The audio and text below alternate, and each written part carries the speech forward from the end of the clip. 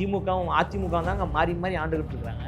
அவங்க தாங்க ஊழல் பண்ணிக்கிட்டு இருக்கிறாங்க. மக்களுடைய பணத்தை கொள்ளையடிச்சுக்கிட்டு பாஜக என்பது சாதியையும் மதத்தையும் வைத்து பிரிவினையை ஏற்படுத்தக்கூடிய ஒரு பிளவுவாத சக்தி தான் பிஜேபி. நாங்கள் ஆட்சி அமைத்தால் முதல் கையெழுத்து நீட் ஒழிப்புன்னு திமுக சொன்னதா இல்லையா? ஆட்சி அமைச்சு 4 வருஷம் ஆயிடுச்சு, ஏன் நீட்டை நீங்க ஒழிக்கல? தலைவருக்கு மக்களுங்க அது. இப்ப ரசிகர்கள் வேற ஒரு கிரகத்திலையும் மக்கள் வேற ஒரு கிரகத்திலையுமா இருக்கிறாங்க. திமுக தான் வந்து மறைமுக அரசியல் பண்ணுவாங்க. பிஜேபியோடு கள்ள உறவில் இருந்து கொண்டு நாங்கள் பிஜேபி எதிர்க்கிறோன்னு தம்பட்டம் அடிப்பாங்க. உதயநிதி ஸ்டாலின் ஒரு ரகசியம் இருக்கிற மாதிரி எங்களுடைய இன்னொரு ரகசியம் இருக்கு. அதனால தாவேக்கு ஆட்சிக்கு வந்தவுடன் நாங்கள் அந்த ரகசியத்தை பயன்படுத்தி நாங்கள் நீட்டை ஒழிச்சிரும் அப்படின்னு வெக்கமே இல்லாம பல்லாயிரக்கணக்கான மக்கள் வந்தாங்களா? தண்ணி இயல்பாக வந்தாங்க. கோட்டருக்கோ கோழி பிரியாணிக்கோ இந்த திமுக காரன் 500 ரூபா கொடுப்பாங்க பாரு, அந்த மாதிரி கூடிய கூட்டம் கிடையாது.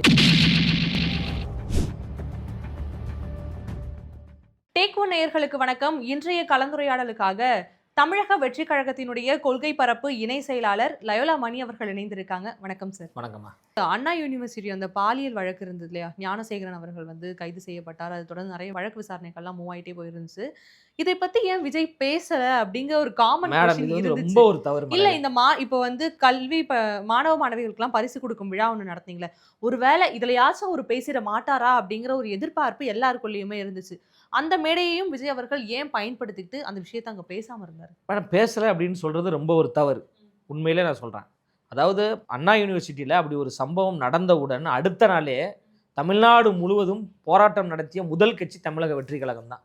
எங்க தலைவர் அவர்கள் ஒரு அறிக்கை ஒன்று வெளியிட்டாங்க. இல்ல, விஜய் மேல இருக்க விமர்சனமே இதுதானே. தொடர்ந்து அவர் அறிக்கை அரசியல் தானே பண்ணிட்டு இருக்காருங்க. ஒரு விஷயத்தை மக்கள்கிட்ட போய் கொண்டு போய் சேர்க்கணுங்க. அது எங்க தலைவர், அது உங்களுக்கு அவர் கடிதம் எழுதினார்ல, அது உங்களுக்கு தெரிஞ்சா? அதுதான் தலைவர். ஒரு விஷயத்தை கடத்துறாரு, மக்கள் மத்தியில கொண்டு போய் சேர்க்கிறாரு. தமிழ்நாடு முழுமைக்கும் 234 தொகுதிகள்லையும் எங்க கட்சியை சார்ந்த மகளிர் அணி நிர்வாகிகள் எங்க தலைவர் எழுதிய அந்த கடிதத்தை பெண்களுக்கு கொடுக்க போறாங்க. இந்த அரசாங்கம் அனுமதி கொடுத்ததா? இந்த அரசாங்கம் ஒத்துழைப்பு கொடுத்ததா? அந்த கடிதத்தை யாருக்குமே கொடுக்க கூடாது என்கின்ற மிகப்பெரிய ஒரு கொடுங்கோல் செயல்ல இந்த திமுக காவல்துறை இருந்தது. அங்க நடந்தது ஒரு பெண்ணுக்கு மிகப்பெரிய ஒரு பாலியல் சீண்டல், பாலியல் கொடுமை நடந்தது. அந்த மேடையில ஏன் பேசல விஜய் அவர்கள்? ஏங்க அதை எங்க தோழரிடம் கொண்டு போய் சேர்த்துட்டாருங்க. எங்க தோழர்கள் களத்துல நின்று போராடினாங்க. நீதிமன்றம் தானாக முன் வந்து வழக்கு பதிவு பண்ணி முறையாக விசாரித்து அதன் பிறகு இப்ப தண்டனை கிடைச்சிருக்கு. இதுல எங்களுடைய பங்களிப்பும் இருக்கு, எங்க கட்சி தோழர்களுடைய பங்களிப்பும் இருக்கு. எங்க தலைவர் அவர்களும் உறுதுணையாக இருந்ததுனால எங்க தோழர்கள் எல்லாம் களத்துல நின்று நாங்க போராடினோம், தொடர்ந்து அழுத்தம் கொடுத்தோம். எங்க கட்சி மட்டுமில்ல, தமிழ்நாட்டில் இருக்கின்ற திமுகவை தவிர மற்ற எல்லா கட்சிகளும் மிகப்பெரிய அளவில் அழுத்தம் கொடுத்தாங்க. திமுக ஏன் அழுத்தம் கொடுக்கலன்னா, அந்த செயலை செய்ததே திமுக கட்சியை சார்ந்த ஒரு நபர் தான். ஞானசேகரன் என்பவர் திமுக கட்சியை சார்ந்த உறுப்பினர். யார் அந்த சாரணி இப்போ வரைக்கும் நம்ம கேட்குறோம்ல. அந்த பெண்ணுக்காக வாதாடிய வழக்கறிஞர் அவர்கள் சமீப காலத்தில் பேட்டி கொடுத்துருக்கிறாரு. இந்த வழக்கை வந்து எப்படிலாம் நீர்த்து போக செய்யலாம் என்பதற்கு காவல்துறையும் இந்த அரசாங்கமும் அவ்வளோ வேலை செஞ்சுருக்கு, அவ்வளோ டார்ச்சர் பண்ணியிருக்காங்க, அவ்வளோ கொடுமை பண்ணியிருக்காங்க. அதையெல்லாம் தாண்டி தான் இந்த நீதி கிடைச்சிருக்கு. அந்த நீதி கிடைப்பதில் கடுகளவாவது எங்களுடைய உழைப்பு இருக்குது, எங்கள் தலைவருடைய உழைப்பு இருக்குது. எங்கள் தோழர்கள் வீதியில் இறங்கி நாங்கள் போராடினோம், பல கட்ட போராட்டத்தை முன்னெடுத்தோம். மக்கள் மத்தியில் இந்த விஷயத்தை கொண்டு போய் சேர்த்தோம். மக்கள் தன்னியல்பாக போராடினாங்க. இது வந்து எல்லோருக்கும் சேர்ந்து கிடைத்த ஒரு வெற்றியாகத்தான் நம்ம பார்க்கணும். அதில் எங்கள் கட்சியினுடைய பங்களிப்பும் இருந்தது. அதாவது வந்து நேரடியாக களத்துக்கு வந்து போராடணும், சிறைக்கு போகணும், முற்றுகையிடணும் என்பது எப்படி ஒரு போராட்டத்தினுடைய ஒரு யுக்தியோ, அதே போன்று தான் ஒரு விஷயத்தை மக்கள் மத்தியில் கொண்டு போய் சேர்ப்பதும் போராட்டத்தினுடைய ஒரு உக்தி. எங்கள் தலைவர் அவர்கள் ஆளுநரை ஏன் போய் பார்த்தாரு? நீங்கள் சொல்கிறீங்களே அவர் வரவே இல்லை, எதுவுமே பண்ணலை அப்படின்னு சொன்னீங்களே. எங்கள் தலைவர் ஆளுநர் அவர்களை ஏன் பார்த்தாரு? அண்ணா யூனிவர்சிட்டி விஷயமாக தான் பார்த்து பேசி உண்மை குற்றவாளியை கண்டுபிடிச்சி கைது செய்து சிறைப்படுத்துங்க அப்படின்னு ஆளுநரை பார்த்து கடிதம் கொடுத்தாரு. ஏன்னா பல்கலைக்கழகத்தினுடைய வேந்தர் யாருன்னு பார்த்தீங்கன்னா ஆளுநர். அப்போ ஆளுநரை சந்தித்து கொடுக்குறாரு. அது வந்து ஒரு போராட்டத்தினுடைய ஒரு வடிவம். அது வந்து தேசிய அளவில் ஒரு கவனத்தை பெற்றது. எதற்காக தலைவர் தளபதி அவர்கள் ஆளுநரை பார்த்தாரு, அப்போ தமிழ்நாட்டில் என்ன நடந்துக்கிட்டு இருக்குன்னு நேஷ்னல் மீடியாலாம் அது ஒரு பெரிய டிபேட்டாக மாறியது. எல்லோரும் பேச ஆரம்பித்தாங்க. எப்படியாவது திமுக வந்து இந்த பிரச்சனையை வந்து எப்படியாவது நம்ம மறைச்சிடணும் அப்படின்னு பல முயற்சிகளை எடுத்தது.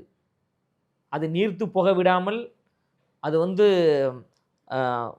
உயிர்ப்போடு இருக்க வைப்பதில் எங்க தலைவருடைய பங்களிப்பு என்பது ஓகே. பெரிய இப்ப பங்களிப்பு. நீங்க சொல்றது எல்லாமே ஏத்துக்க முடிஞ்சாலும், விஜய் மேல இருக்க ஒரு பெரிய விமர்சனமே என்னன்னா, அவர் இன்னும் அந்த நடிகருடைய விஷயத்துல இருந்து வெளியிலேயே வரலங்க.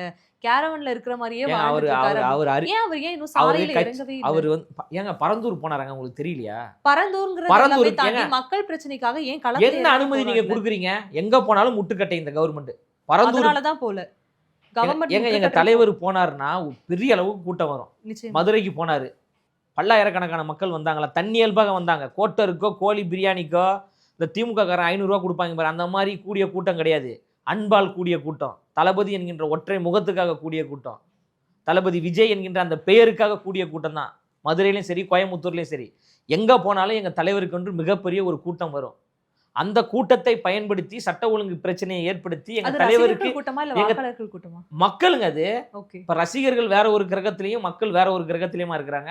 இல்ல அந்த கூடிய கூட்டங்கள் அனைத்துமே வாக்காளர்களா மாறுவாங்க. ஏன் எம்ஜிஆர் அவர்களுக்கு மாறியதா இல்லையா? எல்லாருக்குமே ஒர்க் அவுட் ஆகுமா? கேப்டன் விஜயகாந்த் அவர்களுக்கு மாறியதா இல்லையா? எந்த அளவுக்கு மாறுச்சு? எதிர்கட்சி வரைக்கும் வந்தார்ல, சும்மாவா வந்தார் அவரு? இல்ல கிடையாது. எம்ஜிஆர் அவர்களுக்கு எப்படி மாறியதோ அதே போன்று எங்க தலைவர் தளபதி அவர்களுக்கு மாறும். நீங்க ஏன் வந்து மற்ற நடிகரோட பாக்குறீங்க? எம்ஜிஆர் அவர்களோட ஒப்பிடுங்க. 1977 எப்படி ஒரு எம்ஜிஆர் மிகப்பெரிய ஒரு புரட்சியை ஏற்படுத்தினாரோ அதே போன்று 2026 நிகழ்கால எம்ஜிஆராக நாங்க பாக்குறோம் எங்க தளபதியை. அந்த அடிப்படையில் பாருங்க, இப்போ எங்க கட்சியில 1 கோடி பேர் உறுப்பினராக சேர்ந்துருக்கிறாங்க அப்படின்னா வெறும் ரசிகராக மட்டும் இருந்தா சேருவாங்களா? இப்போ ஒரு IRS அதிகாரி ஒருத்தர் எங்க கட்சியில சேர்ந்தாங்க, அவர் ரசிகரா?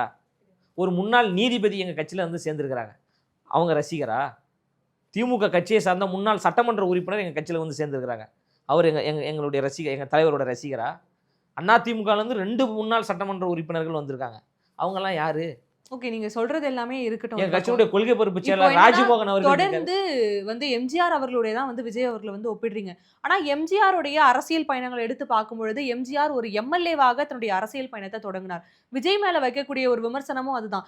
எடுத்த உடனே போய் முதலமைச்சர் நாற்காலினா எப்படிங்க அப்படின்னு சொல்லி பல பேர் விமர்சனம் இதையே உதயநிதி ஸ்டாலின் நீங்க கேட்க மாட்டேன்றீங்க யாருமே? உதயநிதி ஸ்டாலின் அவர்கள் எப்போ வந்தார்? நீங்க அரசியல்ல சொல்றீங்களா? இருந்துட்டு இருக்காரு. எப்போ வந்தாரு? ஒரு பகுதியா இருந்துட்டு இருக்காரு. எடுத்த உடனே போய் உட்கார்ல. ஏங்க வந்த உடனே இளைஞரணி செயலாளருங்க, உடனே எம்எல்ஏங்க, அப்ப அதுக்கப்புறம் மினிஸ்டருங்க, அதுக்கப்புறம் துணை முதலமைச்சருங்க. ஓகே. இப்போ வந்து ஒருத்தவங்கள பார்த்து நம்ம முதலமைச்சர் விமர்சனம் பண்றோம். இப்ப நாமளும் அதே மாதிரி இருப்போமா? அப்படி கிடையாதுங்க. 28 ஆண்டுகளாக எங்க தலைவர் பொது வாழ்க்கையில் இருக்கிறாருங்க. 2008லயே போராட்டம் பண்ணவருங்க, 2011ல போராடியவருங்க. தமிழ்நாட்டு மீனவர்களுக்காக தன்னுடைய ரசிகர் மன்றத்தை திரட்டி மிகப்பெரிய ஒரு ஆர்ப்பாட்டத்தை நாகப்பட்டினத்துல பண்றாரு. இலங்கையில தொடர்ந்து தமிழ்நாட்டு மீனவர்கள் தாக்கப்படுறாங்க. மீன் பிடிக்க போனா துப்பாக்கியால சுடுறாங்க, அடிக்கிறாங்க, கொலை செய்கிறாங்க. பல அத்துமீறல் சம்பவம்லாம் நடந்தது. அதை கண்டித்து எங்கள் தலைவர் அவர்கள் மிகப்பெரிய ஒரு ஆர்ப்பாட்டம், அந்த ஆர்ப்பாட்டத்தில் பேசுகிறாரு. இதே சம்பவம் தொடர்ந்து நீடித்தால் உலக வரைபடத்தில் இலங்கை என்கின்ற ஒரு நாடு இல்லாமல் போயிருன்னு யார் பேசுனா? நீங்கள் சொல்கிற கூத்தாடி தான் பேசினார். 2008லயே பேசியிருக்காருங்க. உதயநிதி ஸ்டாலின் எப்போ வந்தார் அரசியலுக்கு? 2021 தாங்க அவர் வராரு. அங்கே இலங்கையில் தமிழர்கள் கொத்து கொத்தாக கொலை செய்யப்படுகின்ற பொழுது அதை கண்டித்து தன்னுடைய ரசிகர் மன்றத்தை திரட்டி மிகப்பெரிய ஒரு உண்ணாவிரதத்தை தமிழ்நாட்டில் அவர் முன்னெடுத்தார். இலங்கையில் நடப்பது போர் குற்றம், அங்கு கொலை செய்யப்படுவதெல்லாம் என்னுடைய சகோதரிகள், எங்களுடைய தாய்மார்கள், அந்த போர் தடுத்து நிறுத்தப்படணும் அப்படின்னு உண்ணாவிரதம் இருந்தார். அண்ணா சார் அவர்கள் டெல்லியில் உண்ணாவிரதம் இருக்கின்ற பொழுது நேரடியாக சென்று அந்த உண்ணாவிரதத்தில் கலந்து கொண்டு ஊழல் இல்லாத ஒரு இந்தியாவை உருவாக்குவோம் என்று அந்த போராட்ட காலத்தில் எங்கள் தலைவர் இருந்தார். இதெல்லாம் உங்களுக்கு யாருக்குமே தெரிய மாட்டேங்குது. அவரும் படிப்படியாக தாங்க வந்தார். ரசிகர் மன்றம், நற்பணி மன்றம், மக்கள் இயக்கம், கட்சி, 28 ஆண்டு கால உழைப்பு இருக்கு அவருக்கு. அங்குலம் அங்குலமாக வளர்ந்து வந்தவர் அவர். சுயம்பா வராரு, அப்பாவுடைய ரெக்கமெண்டேஷனில் வரல. ஸ்டாலின் அவர்கள் முதலமைச்சர், அவங்க பையன் இப்போ துணை முதலமைச்சர், மிக ஈஸியாக வந்துட்டார் உள்ள. இவர் அப்படி கிடையாது இல்லை, நீங்கள் அதை பார்க்கணும்ல. எம்ஜிஆர் அவர்கள் எப்படி வந்தாரோ அதே போன்று தான் எங்கள் தலைவர் தளபதி அவர்களும் வராங்க. ஐயா எம்ஜிஆர் அவர்கள் திமுகவிலிருந்து வெளில வந்து கட்சி ஆரம்பிக்கின்ற பொழுது இதே திமுக கும்பல் அவரை கூத்தாடின்னு தான் சொன்னாங்க. அவர் சினிமாக்காரர், அவர் பின்னாடி வருபவர்களெல்லாம் ரசிகர்கள் தான், அது ஓட்டாலாம் மாறாது, அவரெல்லாம் வேஸ்ட் என்று திமுக விமர்சித்தது. எம்ஜிஆர் அவர்கள் உயிரோடு இருக்கின்ற வரை திமுக ஆட்சிக்கே வராத ஒரு சூழலை எம்ஜிஆர் அவர்கள் உருவாக்கினார். அது மக்கள் சக்தி. அந்த மக்கள் சக்தி எம்ஜிஆர் அவர்களுக்கு பிறகு தமிழ்நாட்டில் எங்கள் தலைவர் தளபதி அவர்களுக்கு இருக்குது. அதனால தான் திமுக பதறிக்கொண்டு கதறிக்கொண்டு நாள்தோறும் எங்களுக்கு எதிராக ஏன் பேசணும்? இது போன்று கூட்டணி கட்சி தலைவர்களை வைத்து எங்களுக்கு எதிராக ஆபாசமாக பேசுவது, அவதூறாக பேசுவது ஏன் பேசணும்? நாங்களா ஆட்சியில் இருந்தோம்? நாங்களா அதிகாரத்தில் இருந்தோம்? நாங்களா வந்து மக்களுக்கு பொய்யான வாக்குறுதிகளை சொல்லி ஏமாத்தினோம்? எங்கள் கட்சியை சார்ந்தவரா செந்தில் பாலாஜி? எங்கள் கட்சியை சார்ந்த செந்தில் பாலாஜியா சிறைக்கு போயிட்டு வெளில வந்தார்? பொன்முடி அவர்கள் சமீபத்தில் ஓசி அப்படின்னாரு. பெண்கள் எல்லாம் இப்போ பஸ்ஸில் போகிறீங்க, அது நாங்கள் கொடுத்த ஓசி அப்படின்னாரு. எங்கள் கட்சியை சார்ந்தவரா பொன்முடி? எங்கள் கட்சியை சார்ந்தவரா? எல்லாம் திமுக கட்சி. அவங்க தாங்க ஆண்டுகிட்டு இருக்காங்க தமிழ்நாட்டில். திமுகவும் அதிமுகவும் தாங்க மாறி மாறி ஆண்டுகிட்டு இருக்கிறாங்க. அவங்க தாங்க ஊழல் பண்ணிக்கிட்டு இருக்கிறாங்க, மக்களுடைய பணத்தை கொள்ளையடிச்சிக்கிட்டு இருக்கிறாங்க, மக்களை ஏமாற்றிக்கிட்டு இருக்கிறாங்க. ஏன்னா பெண்கள் எல்லாம் பலபலன்னு இருக்கீங்க, நாங்கள் கொடுத்த 1000 ரூபா காசா அப்படின்னு யார் பேசுனா? துரைமுருகன் பையன் பேசினாரு.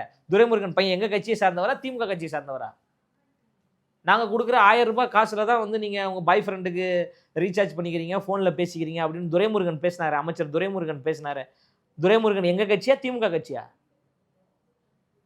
சொல்லுங்க மேடம். எங்களால் ஏதாவது ஒரு பிரச்சனை இந்த தமிழ்நாட்டில் நடந்துச்சா? நாங்கள் ஏமாத்திருக்கிறோமா? டாஸ்மார்க்கில் 1000 கோடி முறைகேடு நடந்திருக்குன்னு சொல்கிற இடி சொல்லியிருக்குல்ல. யாருடைய ஆட்சி நடக்குது இப்போ? இப்போ நாங்கள் வந்து தூய்மையாக வரோங்க. ஒரு நல்லாட்சி கொடுக்க வேண்டும் என்று எங்கள் தலைவர் வராரு. எங்களால் எந்த பிரச்சனையுமே கிடையாது. அதனால தான் மக்கள் எங்கள் பின்னாடி வராங்க. அணிதிரண்டு வருவதற்கான காரணம் என்னென்னா, ஒரு நல்லாட்சி கொடுக்கணும் அப்படின்ற ஒரு உணர்வை தமிழ்நாட்டு மக்களுக்கு எங்கள் தளபதி ஏற்படுத்தியிருக்காரு. அதனால தான் திமுக பல அடக்குமுறைகளை செய்கிறாங்க.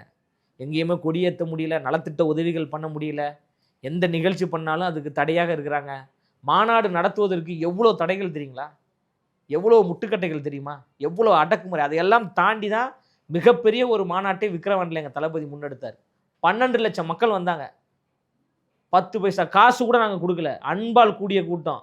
தமிழ்நாட்டில் மிகப்பெரிய ஒரு மாற்றம் ஏற்பட வேண்டும் என்று தன்னியல்பாக ஒரு கூடிய கூட்டம். அது ஐயா எம்ஜிஆர் அவர்களுக்கு பிறகு எங்கள் தலைவருக்கு தான் கூடியிருக்கு. சாதாரணமாகலாம் மக்கள் யாருக்கும் கூட மாட்டாங்க. உதயநிதி ஸ்டாலின் அவர்கள் கோயம்புத்தூர் போனார்.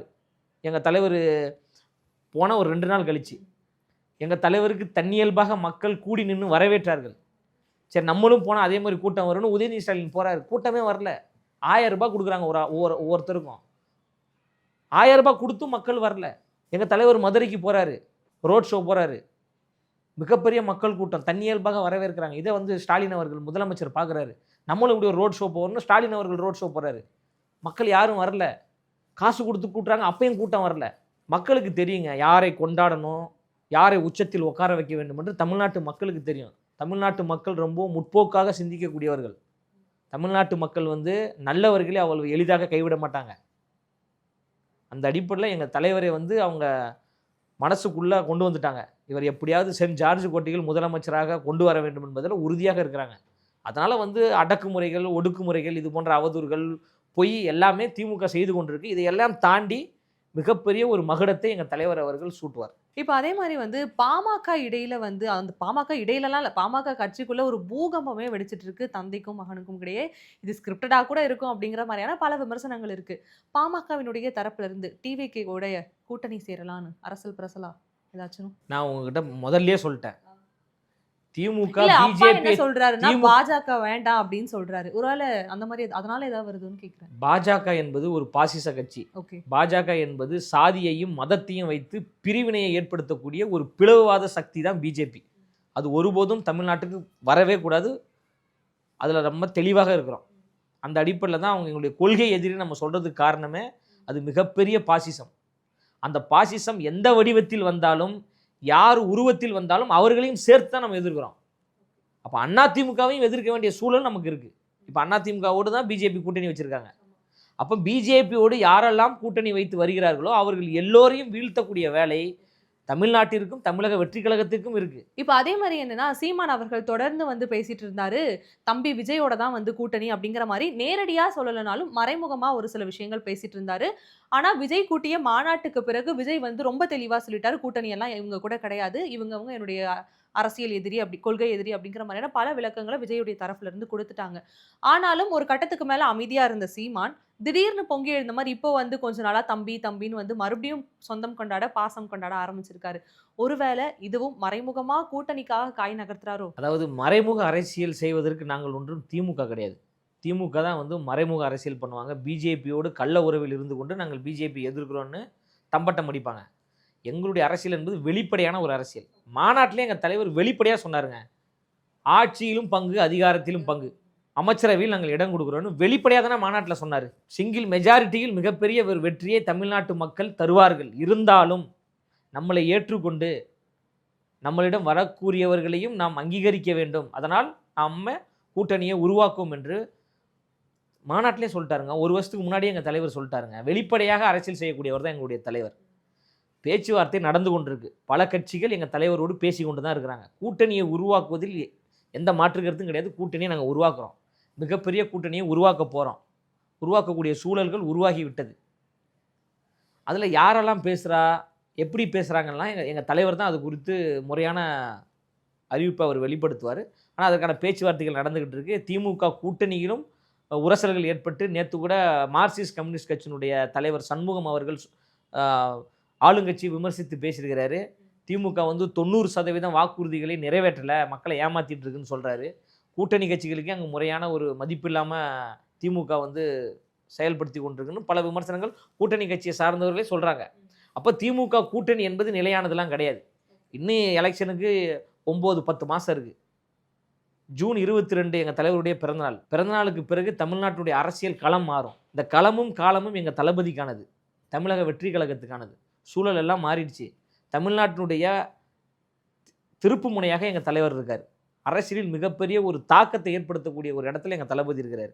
அதனால் ஒரு மிகப்பெரிய ஒரு கூட்டணியை உருவாக்கக்கூடிய வியூகங்கள் சிறப்பாக நடந்து கொண்டிருக்கு.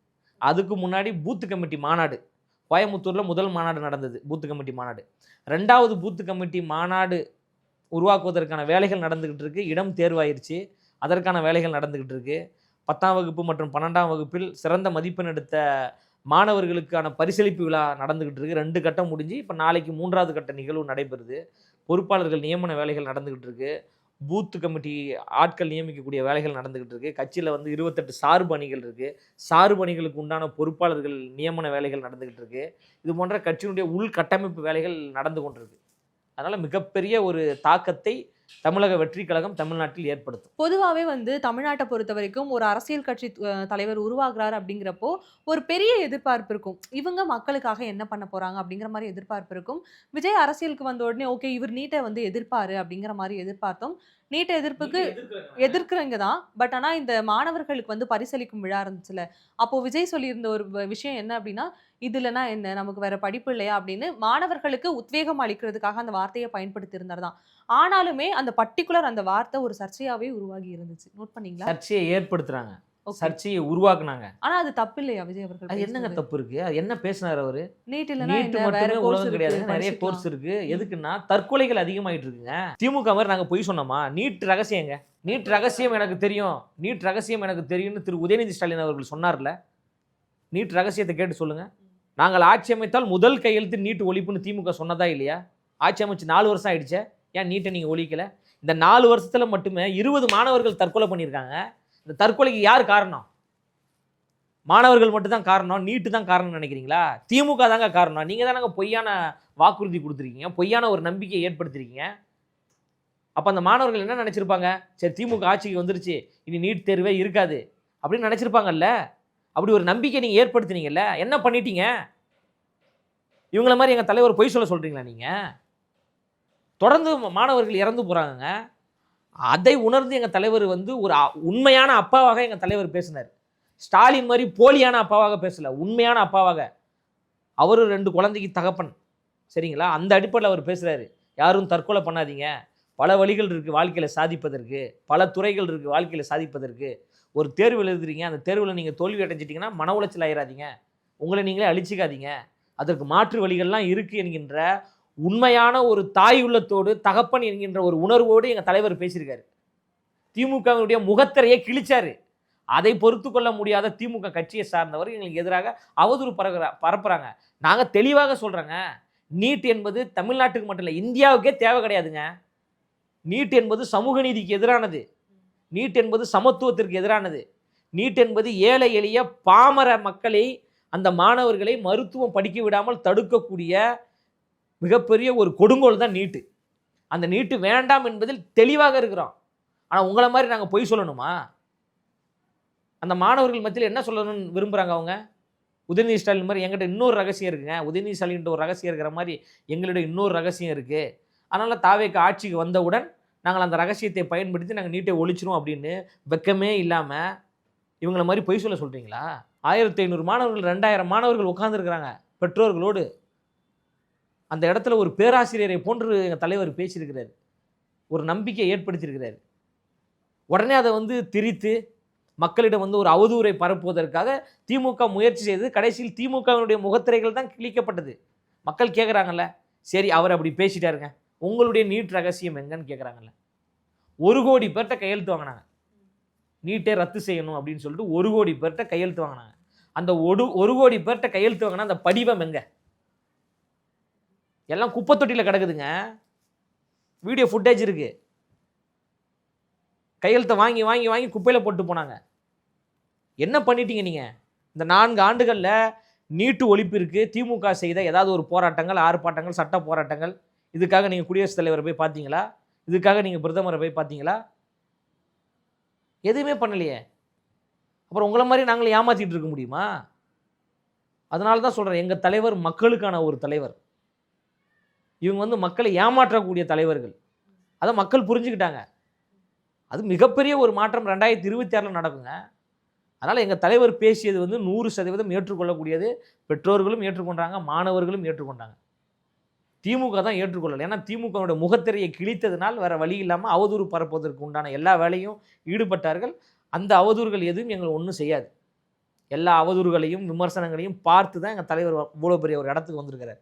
சினிமா துறையில் அவர் பார்க்காத விமர்சனங்களே கிடையாது. அவர் படம், முதல் படம் வெளியில் வருகின்ற பொழுது இதெல்லாம் ஒரு மூஞ்சா, இந்த மூஞ்சை நாங்கள் காசு கொடுத்து பார்க்கணுமா, ஓ இவர் ஹீரோவா அப்படின்லாம் விமர்சித்தாங்க. அந்த தடை கற்களை எல்லாம் படிக்கற்களாக மாற்றி இன்று தமிழ் சினிமாவில் நம்பர் 1. ஒரு படத்துக்கு 300 கோடி சம்பளம் கேட்டாலும் கொடுப்பதற்கு தயாரிப்பாளர்கள் கியூவில் நிற்கிறாங்க. அப்படி மிகப்பெரிய ஒரு மகுடத்தில் இருக்கிறார். அவர் பல அவமானங்களையும் பல விமர்சனங்களையும் பல விஷயங்களையும் பார்த்து தான் இந்த இடத்துக்கு வந்திருக்கிறார். நீங்கள் அவர்கிட்டே போய்ட்டு திருப்பி அதே அவதூறுகள் அதே விமர்சனங்களை முன் வச்சிங்கன்னா அதை பார்த்துட்டு நாங்கள் அப்படியே மன உளைச்சலாகி ஐயோ இப்படி சொல்கிறாங்களா அப்படின்னு நாங்கள் வந்து வருத்தப்படுவோம்னு நினைக்கிறாங்க அவங்க. உங்களுடைய பொய்களையும் மக்கள் மத்தியில் தோலுரித்து கொண்டு தான் இருக்கிறோம். கேப்டன் விஜயகாந்த் அவர்களுக்கு இதே தான் பண்ணாங்க. பல கொத்தடிமைகளை வைத்து, பல 200 ரூபா ஊப்பிகளை வைத்து, பல வாடகை வாய்களை வைத்து ஐயா கேப்டன் விஜயகாந்த் அவர்களுக்கு எதிராக பல சூழ்ச்சிகளை செஞ்சாங்க. அதே போன்று எங்களுக்கும் செஞ்சு எங்களையும் வீழ்த்திடணும்னு நினைக்கிறாங்க. அந்த பருப்பு எங்களிடம் வேகாது. ஓகே சார், நேர்காணலில் பங்கேற்று பல முக்கியமான தகவல்களையும் உங்களுடைய கருத்துக்களையுமே பகிர்ந்திருக்கீங்க. உங்களுக்கு டேக் ஒன் சார்பாக என்னுடைய மனமார்ந்த நன்றியை தெரிவிச்சுக்கிறேன். நன்றி.